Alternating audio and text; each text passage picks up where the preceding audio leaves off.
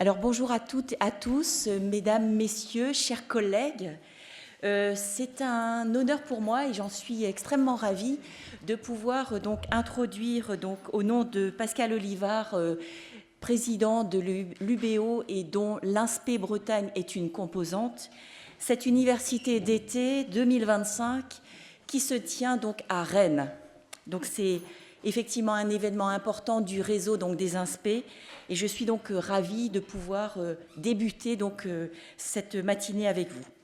Le sujet donc de l'intelligence artificielle, fil conducteur de vos travaux sur ces 2 jours, est totalement transformant, tout comme l'a été l'arrivée de l'Internet il y a quelques années dans nos vies. Donc il vous est donc proposé aujourd'hui de réfléchir à son utilisation dans votre métier d'enseignant, de penser à de nouveaux modes d'évaluation comme peut-être l'approche par compétences et d'imaginer les dispositifs innovants de la pédagogie future. Je vous souhaite, au nom du président de l'UBO, de très bons travaux, en vous insufflant le vent d'ouest nécessaire pour vous dire simplement que, oui, tout commence ici et que je vous souhaite donc de très beaux travaux et de très belles journées ensemble pour y travailler. Voilà.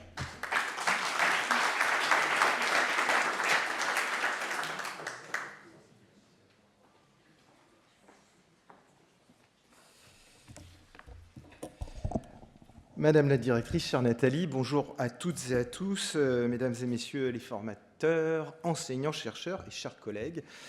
C'est avec un grand plaisir que je prends ce matin la parole devant vous, au nom de Madame la rectrice de la région académique Bretagne, pour ouvrir cette université d'été, donc consacrée à un sujet aussi stimulant qu'exigeant autour de l'intelligence artificielle enseignée aujourd'hui à l'ère de l'intelligence artificielle. Alors, évidemment, c'est un sujet qui s'invite dans toutes les sphères de notre quotidien et l'école n'y échappe pas. Face à cette transformation, notre ministre de l'Éducation nationale a rappelé d'ailleurs à plusieurs reprises une ambition très claire, intégrer l'intelligence artificielle dans les pratiques pédagogiques, tout en garantissant un usage à la fois éthique, critique et évidemment au service des apprentissages. Alors tout cela implique de former les élèves, bien sûr, mais aussi et surtout peut-être les enseignants, dès la formation initiale, à ces nouveaux outils, à leur potentialité et comme à leurs limites. D'ailleurs, le ministère de l'Éducation nationale vient aussi de publier le cadre de l'usage de l'intelligence artificielle en éducation, que je vous invite à consulter. Alors, l'université d'été que vous ouvrez aujourd'hui à Rennes s'inscrit évidemment dans cette dynamique. Elle va offrir un espace pour penser collectivement comment enseigner autrement dans un monde transformé par les technologies. C'est bien là le sujet, parce que finalement, cette IA, elle va bouleverser, je dirais même qu'elle bouleverse déjà les pratiques et ce qu'est finalement l'enseignement. J'en profite pour vous dire qu'en Bretagne, le projet académique, le futur, parce qu'on avait un projet académique 2020-25, donc qui arrive à son terme, et le prochain projet académique, c'est la Bretagne à l'horizon du 2030, et que la rectrice présentera prochainement, place notamment l'innovation, l'équité, l'inclusion, mais aussi les transitions, y compris le numérique, au cœur de son ambition. Ce projet affirme clairement que l'intelligence artificielle, loin d'être un gadget ou une menace, c'est d'abord un levier de transformation pédagogique pour peu, évidemment, que cette intelligence artificielle soit pensée avec exigence et responsabilité. Et ce projet académique aussi, il renforce les liens avec la recherche universitaire dans toutes ses dimensions. La formation initiale comme continue des enseignants ne peut se concevoir sans un dialogue vivant avec les savoirs qui sont en construction et sans des ponts constants entre terrain, théorie, entre expérimentation et compréhension. Et c'est donc dans cette optique que nous portons au sein de la mission CARDI, c'est ce qu'on appelle les cellules académiques recherche, développement, innovation, expérimentation dans les rectorats, nous portons une attention particulière aux démarches de recherche coopérative. Elles permettront non seulement de faire évoluer les pratiques, mais aussi de donner toute leur place à l'expertise des enseignants dans la construction des savoirs. Et nous savons combien les INSPE jouent un rôle majeur dans cette dynamique, et je tiens à les remercier chaleureusement ici à Rennes, comme dans l'ensemble du réseau. Alors l'intelligence artificielle, faut-il le rappeler, est déjà à l'œuvre dans nos pratiques les plus quotidiennes. D'ailleurs, peut-être que certains d'entre vous se demandent si le discours que je suis en train de lire a été coécrit avec un agent conversationnel. Je vous répondrai en toute transparence. L'intelligence artificielle peut sans doute aider à formuler quelques phrases, mais elle n'a pas encore le pouvoir de ressentir ce qui nous anime dans cette salle, c'est-à-dire l'engagement, la pédagogie, la relation humaine, et bien heureusement. Sauf que les phrases que je viens de vous présenter ont été écrites par ChatGPT. Parce que je lui ai demandé, tiens, qu'est-ce que tu dirais là-dessus ? Alors, je lui ai répondu, parce que j'ai un peu dialogué avec ChatGPT pour voir ce qu'il allait me dire. Ben, j'ai dit, bon, au moins tu as conscience de tes limites, mais du coup, on n'assume pas de t'avoir utilisé pour faire en partie ce discours. Et voilà ce qu'il me répond. Il me dit, c'est une question à la fois pertinente et très actuelle. Et vous touchez là un point essentiel du débat sur l'usage de l'IA à l'école. Non seulement comment on l'utilise, mais aussi comment on l'assume. Alors oui, disons-le franchement, ce discours a été co-rédigé en partie avec moi. Vous avez fourni les intentions, les contenus, le contexte, la tonalité souhaitée, et j'ai aidé à structurer, affirmer et mettre en mots. C'est exactement ce qu'on attend d'un bon usage de l'IA dans un cadre professionnel et pédagogique, un outil au service de l'intelligence humaine, mais pas à la place de l'intelligence humaine. Voilà maintenant que l'IA évalue la façon dont je l'ai utilisée, et elle vient de me donner un bon point, donc je vais peut-être pas trop mal utiliser ChatGPT. Voilà, c'était pour la plaisanterie. Je vous souhaite vraiment des échanges fructueux, un excellent séminaire pour poursuivre, je crois, cette aventure à la fois intellectuelle et humaine au sein de notre école. Merci à vous.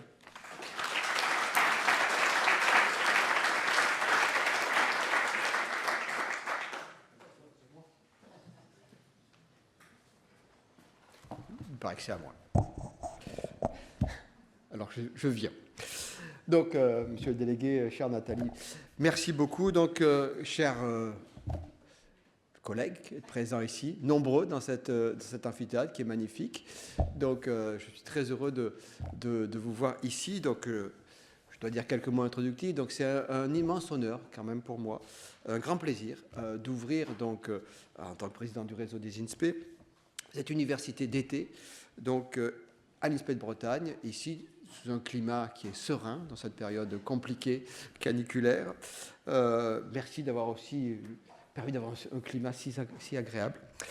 Donc, le thème traverse aujourd'hui, je suis sérieux, parce que c'est un sujet sérieux, tous les secteurs de la société. L'intelligence artificielle dans l'enseignement, la formation et la recherche. C'est un thème vraiment central, vous venez de le dire, et je crois que c'est extrêmement important.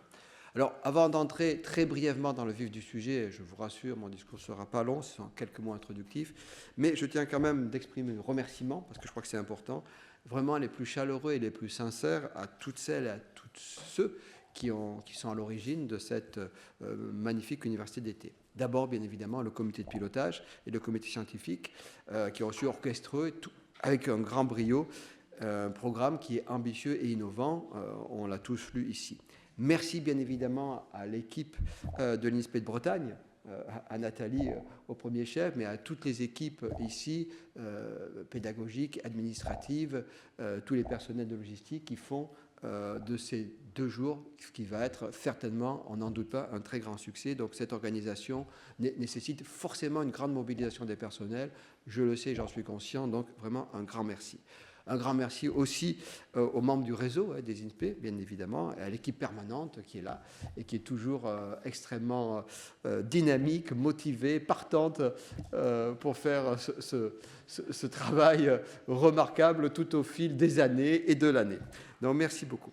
Merci également à nos tutelles, bien évidemment. Je pense en tout premier lieu au ministère de l'Éducation nationale, de l'enseignement supérieur et de la recherche, pour son soutien, je dirais, constant, année après année, qui se manifeste encore aujourd'hui à nos côtés, bien sûr au rectorat de l'Académie de l'Académie de Bretagne, bien évidemment, avec qui on travaille aussi depuis de nombreuses années, notamment sur l'enseignement artistique et culturel. J'avais eu le plaisir d'aller à Guingamp visiter l'INSEAC, et c'est vraiment des endroits magnifiques. Cette politique-là qu'on soutient aussi beaucoup. Merci à nos partenaires fidèles et toujours présents, la CASDEN, la GMF, la MAIF, la MGEN. Votre présence aujourd'hui encore témoigne de la solidité de notre réseau, de nos valeurs partagées et de la richesse de nos collaborations. Merci bien sûr à Erwan Petel, qui est l'inspecteur général, qui n'est pas encore... si, oui, pardon. Excusez-moi. Voilà, à force de voir tout le monde, on ne voit plus personne. Face à face, je crois que c'est la d'Edgar Poe, plus c'est visible, au moins on voit. Donc, merci en tout cas d'être là, d'être fidèle aussi, puisque ce n'est pas la première fois que vous participez à nos, pas universités, mais en tout cas notre travail sur l'intelligence artificielle, notamment au printemps et à différentes activités. Donc, merci vraiment de partager vos réflexions avec nous. À Audrey Sivs, qui est la directrice de la rédaction Newstank Éducation et Recherche, donc qui va animer cette matinée, qui est là-bas, pardon. Je vais essayer d'avoir une vision un peu panoramique parce que j'ai des lunettes. Bien évidemment, à nos collègues étudiants de l'AFNE, j'ai vu Mathilde Iglesias qui était là-bas.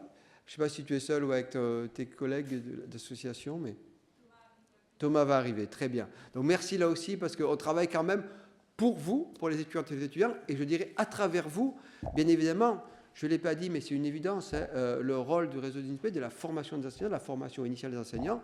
La visée finale, c'est bien sûr la réussite des élèves, la réussite de tous les élèves qui est au cœur de nos missions. Tous les élèves ont la faculté d'apprendre, de progresser. Ils doivent apprendre, de progresser. Et c'est vraiment le cœur. On ne l'oublie jamais, bien évidemment. Mais c'est vraiment ce qui nous guide et qui nous motive au travers, bien évidemment, ces journées, au travers la formation des étudiants. Merci enfin à tous les intervenants, les experts, les chercheurs, les praticiens, les représentants institutionnels qui vont animer ces 2 jours, partager avec nous les réflexions, les expériences, leurs projets. Votre présence, je crois, à toutes et à tous, votre engagement sont essentiels pour faire je n'en doute pas, de l'université un moment de partage, découverte et d'innovation. Je suis aussi également ravi, cette fois-ci, d'accueillir la présence d'une délégation du Sénégal, ici présente, devant aussi. Donc, nous sommes vraiment ravis de vous accueillir dans le cadre de la coopération que nous menons, que nous espérons développer. Nous avons d'ailleurs prévu pendant ces 2 jours une réunion de travail sur le sujet. Alors, on a eu la chance d'aller, un certain nombre d'entre nous, participer déjà au Sénégal. Vous êtes venus, donc ce partenariat, il faut l'ancrer et le développer encore. C'est vraiment essentiel pour nous. Alors, je ne vais pas être très long, je vais bientôt arrêter, mais quand même, pourquoi consacrer une université à l'intelligence artificielle dans l'enseignement, la formation et la recherche? Alors, je dirais que la réponse, elle s'impose à nous, toutes et tous. L'IA, aujourd'hui, ça vit dans tous les domaines de la société, et donc, bien évidemment, dans celui de l'éducation. L'intelligence artificielle, c'est une évidence de le dire, elle modifie nos pratiques, nos outils, nos méthodes, mais aussi nos manières d'enseigner, pratiquer l'enseignement, la recherche également et l'apprentissage. L'IA, c'est plus un sujet d'avenir, hein, c'est un sujet de science-fiction, comme on a pu l'imaginer il y a encore pas si longtemps que ça, ou de laboratoire. C'est devenu un enjeu quotidien pour les enseignants, les formateurs, les chercheurs, les élèves et les étudiants. Elle questionne, cette intelligence artificielle générative, nos missions, nos valeurs, nos méthodes, mais aussi notre vision de l'école, de l'université et de la société. Alors face à cette évolution rapide, quand je dis rapide, c'est exponentiel, hein, en quelques semaines même, les choses évoluent de manière drastique. Moi, je m'y suis mis un peu tardivement, je l'avoue bien volontiers, mais je vois à quel point les potentialités sont là actuellement. Alors, j'ai hésité aussi à demander. Et je l'ai passé après, effectivement, quelques éléments pour voir ce que ça donnait. C'est assez amusant quand même de voir cela. Mais ça révolutionne profondément. Je discutais avec un collègue inspecteur récemment qui me disait que ça facilite son travail maintenant de rapport, qui était un travail important, de rapport d'inspection avec l'intelligence artificielle. Ça permet de décupler l'efficacité de ce qu'il doit faire et donc de gagner du temps pour faire d'autres choses. Donc, c'est tout un travail essentiel. Alors, l'intelligence artificielle pose bien évidemment des questions fondamentales sur le plan pédagogique, sur le plan scientifique, sur le plan éthique. Comment est-ce que l'intelligence peut enrichir les pratiques enseignantes, par exemple? Comment est-ce que l'IA transforme la recherche, notamment en éducation? Et comment garantir que l'IA serve l'intérêt général? Ça, c'est un point essentiel pour nous. Et comme toute avancée technologique, il y a des questions qui se posent. Le respect des valeurs de la République, la justice sociale, l'émancipation pour tous. Alors, je ne vais pas détailler le programme de l'université d'été, puisque vous le connaissez par cœur. Simplement, pour conclure, dire que je dirais qu'il y a 3 attentes majeures pour cette université d'été, en tout cas pour moi. Et l'échange et le partage, ça c'est classique et c'est essentiel.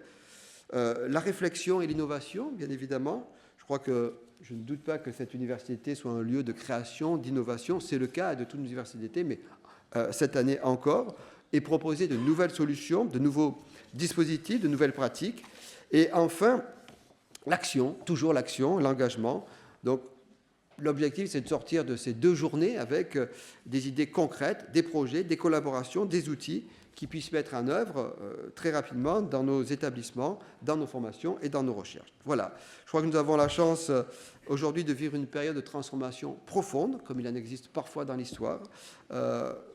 Ces périodes-là nous invitent toujours à prendre des risques, à innover, pour mieux servir nos missions d'éducation, de formation et de recherche. Je vous souhaite, comme mes collègues précédemment, d'excellentes journées. Je ne doute pas qu'elles seront extrêmement profitables. Je vous remercie et puis à toutes et tous pour votre engagement que je sais complet, total et ancien. Merci beaucoup.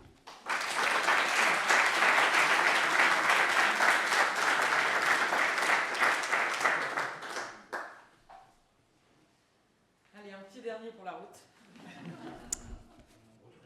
Alors, chers collègues administratifs, enseignants, formateurs, acteurs de la communauté éducative et chers réseaux des INSPE, chers partenaires venus de loin, en tant qu'administratrice provisoire, j'ai le plaisir de vous accueillir sur ce très beau site rennais de l'INSPE de Bretagne. Je profite de cette introduction pour remercier notre ancien directeur Nicolas Toquer d'avoir proposé cette université d'été. J'ai une petite pensée pour lui dans notre belle région. Je remercie l'ensemble du réseau et le groupe de travail qui a œuvré pour nous rassembler sur ce sujet passionnant. Un remerciement tout particulier pour Anne-Lise Rotureau et Marianne Salomon, chef d'orchestre de nos événements, et aussi vers nos équipes, Bertrand, Johanna, Pierre-Yves, Julien, Stéphanie et Xavier qui ont œuvré pour le plus grand plaisir du réseau. J'ai cru comprendre que c'était un plaisir de travailler avec nos équipes, avec l'ensemble des agents des services administratifs et logistiques, sans qui cet événement ne serait pas possible. Remerciements donc, je le disais, à nos partenaires qui vont aussi nous accompagner pour que cet événement soit festif et créatif, et puis au ministère de l'Éducation nationale et de l'Enseignement supérieur qui nous accompagne. Alors, intelligence artificielle et éducation, voilà un enjeu sujet à controverse. Nous sommes très régulièrement amenés à échanger avec les totalement pour, puis avec les totalement contre, puis avec, comme à l'époque du Minitel, qui était souvent un peu rose d'ailleurs, il y avait ceux qui assumaient publiquement son usage et ceux qui l'utilisaient en douce sans jamais oser l'avouer. Si l'usage de l'IA est récente, je suis certaine que nous avons chacun et chacune déjà 1000 fois débattu avec nos élèves, nos amis, nos étudiants, nos collègues, notre famille.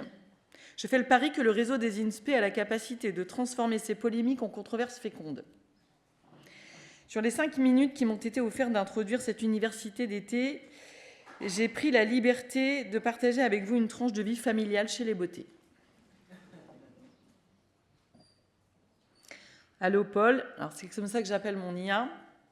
Je lui ai demandé son consentement, bien sûr. Il m'a répondu que c'était sympa comme prénom, qu'il appréciait. Donc allez Paul, est-ce que tu peux m'aider à trouver une recette d'autolingui avec des aubergines? Merci Paul. Et alors là, généralement, on entend mon mari au loin qui râle. Arrête de l'appeler Paul, arrête de lui dire merci, c'est une IA. Alors la chercheuse en psychologie du développement que je suis a eu envie d'aller voir s'il y avait des études sur la place des compétences psychosociales dans les usages de l'IA. Andreas et Robertson, en 2023, ont interrogé 166 enfants de 6 ans à 11 ans pour connaître leur perception en fait, des interactions avec des IA vocales, par un questionnaire ou par entretien. Et les questions portaient notamment sur l'usage de ces assistants, pour savoir donc, quels usages ils en avaient, est-ce qu'ils percevaient une nature humaine ou pas des IA vocaux, est-ce qu'ils leur attribuaient une intelligence, une moralité, comment ils percevaient la politesse qu'ils devaient avoir envers eux. Alors j'ai extrait quelques résultats pour introduire ce propos. 50% des enfants ne savent pas qu'une IA, si une IA peut être offensée. 42% ne savent pas si une IA a des amis. Plusieurs enfants dans les entretiens ont dit que quand l'IA était morte, il fallait lui préparer une tombe. 70% sur la politesse et la moralité pensent qu'il n'est pas acceptable d'être impoli avec une IA vocale et 72% se déclarent être polis avec elle. Quand on leur demande pourquoi est-ce que tu es poli avec elle, ils ont 2 raisons. Je ne vous dirai pas laquelle est la mienne. Je suis un peu une enfant. D'abord, soit répond certains par respect, c'est comme une amie, ou bien, deuxième possibilité, la crainte de son retour, elle pourrait se venger, elle pourrait me priver de lumière. Certains enfants imaginent aussi que l'IA devrait dire « ce n'est pas gentil si on est impoli avec elle », ce qui, de mon point de vue, montre que les enfants ont déjà une bonne conception de ce qu'est l'éducation. En ce qui concerne la perception de l'intelligence, 79% disent que l'IA vocale est intelligente. Alors ça, c'est hyper intéressant aussi du point de vue de leur conception de l'intelligence, parce qu'elle répond vite. Et 35% pensent qu'elle donne toujours de bonnes réponses. Alors, je n'ai pas fait une revue de questions sur ce sujet, mais je trouve que c'est un point de départ extrêmement intéressant pour susciter chez nos étudiants des travaux de recherche passionnants. Car si l'anthropomorphisme, ce qui est le cas dans les réponses que je viens de vous donner à voir, peut être fréquemment dénoncé comme un danger, je tiens quand même à rappeler qu'elle est pourtant associée à un haut niveau de protection de l'environnement et de sensibilité au vivant, chez les enfants comme chez les adultes, dans les études qui s'intéressent à l'empathie dans le domaine de protection de l'environnement. En conclusion, nous devons former des enseignants capables d'interagir intelligemment avec des IA, mais aussi capables d'observer les enfants interagir avec les IA. Des professionnels qui sauront tirer parti de ces apports sans jamais déléguer leur jugement, qui comprendront les limites, les données sur lesquelles elles reposent, les implications éthiques de son usage. Ça suppose aussi que nous, INSPE, nous fassions rapidement communauté à partir de problématiques de recherche, de pratiques et de formation, que nous fassions de l'IA un sujet non pas marginal ou technophile, mais un axe structurant de la formation des métiers de l'enseignement, et donc à nous de préparer une génération d'enseignants créatifs, outillés et éthiques. Donc je vous remercie à tous les participants d'être présents, je vous souhaite une très belle université, et mes derniers remerciements, bien sûr, iront à Paul, qui m'a aidé à trouver la publication de Andreas et Robertson. Merci à vous.